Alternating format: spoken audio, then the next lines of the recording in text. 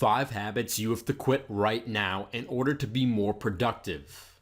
Making up plans as you go. When you were younger, it was probably easier for you to pass a test and exam without studying, but this attitude is much harder to pull off as an adult. Cramming won't cut it anymore. If you want to be productive, it's time to start planning in advance.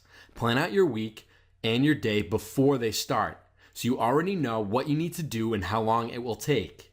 You will notice that you are accomplishing more each day without much extra effort.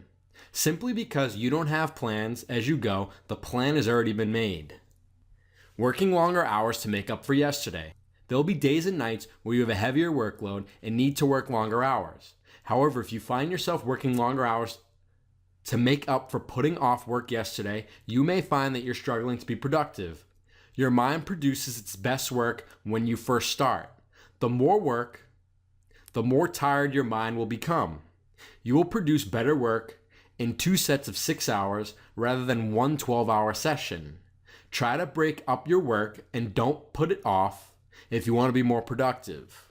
Writing a to-do list and deciding that all of your tasks are equally important. Every day there's a different task for you to complete, but there's no doubt they vary in importance. Finishing a project at work is more important than buying tomato sauce. If you class them as equally important, you are more likely to do the easier task and put off the more important ones. Decide which task is most important every day and work on completing that task first. This means your day will definitely be productive. You'll be motivated by finishing the most important job, spurring you on to complete the rest of your tasks. Saying yes to unreasonable demands.